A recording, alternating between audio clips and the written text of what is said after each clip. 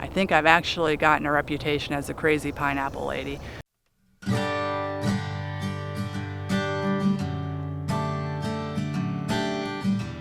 Good morning. We'd like to introduce you to part of Wild Coffee Homestead that you might not have seen yet. It's our muscadine vineyard and our orchard right behind me here.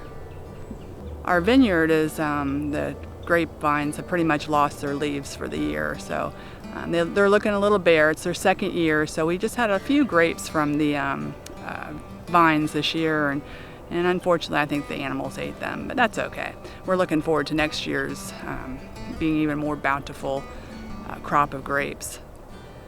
The reason we're out here this morning is I'm out here very early, as it's going to be very hot today. Yes, it's the end of October, but we're expecting record highs again today in the 90s and just oppressive humidity. So we're out early, we're going to get out here and we're going to do some harvesting. Along with our grapevines here, we've planted some passion fruit vines, and as you can see, they are doing spectacular. They get the most gorgeous flowers on them and they produce the most wonderful tropical fruits. Really excited about those.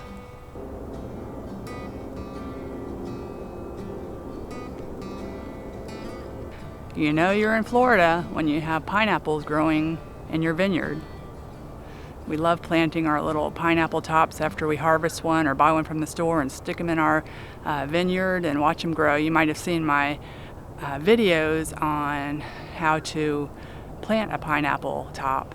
If you haven't, check it out.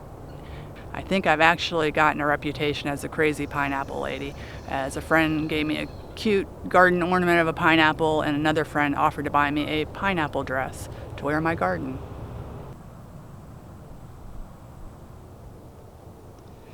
As you can see, I think we probably have thousands of peas on these plants. And they just started with about, in this little spot, 2 plants. Look how thick those stalks are. It's amazing. Those came from 2 peas. And it just made a field of ground cover, which is exactly what we wanted it to do. And as you can see over here, this is another area that we planted just a couple seeds. And again, we probably have thousands of cowpeas in here.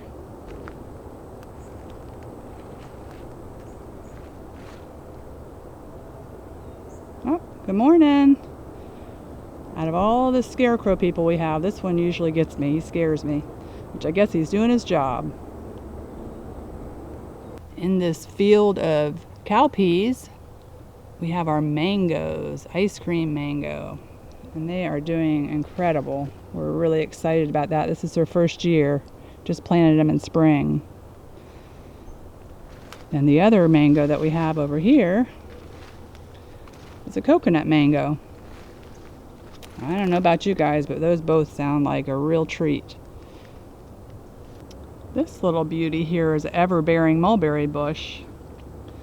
It's done pretty good. It had a case of the blight that it's just now getting over. But it gets these little tiny mulberries that are super tasty, super sweet. They're not very big though. That one's just about ripe there. Let's see if we can find some other ripe ones on here. There's a bunch that are getting ready to ripen. But it's doing really well. Like I said, over our wet summer it did seem to fight with some blight. So I trimmed it back and it seems to be growing back beautifully. Grandkids love coming out here and just picking them off the bush. This isn't what we came out to harvest today, but I have to show you guys. This beautiful bush behind me here is a cherry bush, a Barbados cherry bush. And it has the most incredible, huge cherries on it, loaded with vitamin C. Just beautiful. I have to show you one that's hanging here. Check that cherry out. Oh my goodness. That'll be my vitamin C for the day, that's for sure. They're so pretty, so tasty. They do have 3 big seeds in each cherry, but man, are they good. Pretty blooms there next to it.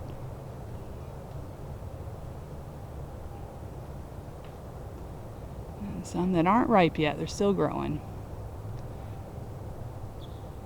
Hot old sun's coming out. It's shining on our apple trees. We planted some Florida apples this year, 2 different varieties. And we're really hoping they do something. They've survived the summer really well. It'll be fun to have some Florida apples. Now what you're going to see over here is what we're actually harvesting today. These are our cowpeas, our ground cover that we planted this summer. And as you can see, it's time to get them up. Get all those peas off of there, harvest them, and then we'll chop and drop the plant. You may have heard of nitrogen fixing plants before. That's what the cowpeas are. Anything that has a pod on them are nitrogen fixing. Peas, beans, anything of that sort. So what happens is, not only where they grow, they make little nodules under the ground that produce nitrogen, but when you trim them, when you cut the leaves off, you cut those up, chop them, drop them, put them under your plants for compost, and they will also provide nitrogen. So that's what we're going to do today. I had mentioned chopping and dropping the greens after we pick all the peas, which we have not done yet. So all we're going to do is grab the green leaves here, cut them off.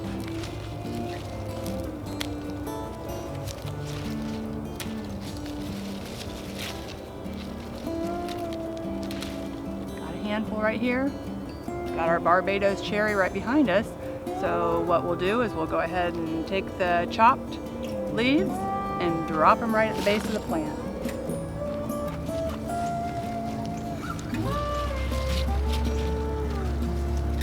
Thanks for coming along today as we harvest our cowpeas and do some chopping and dropping.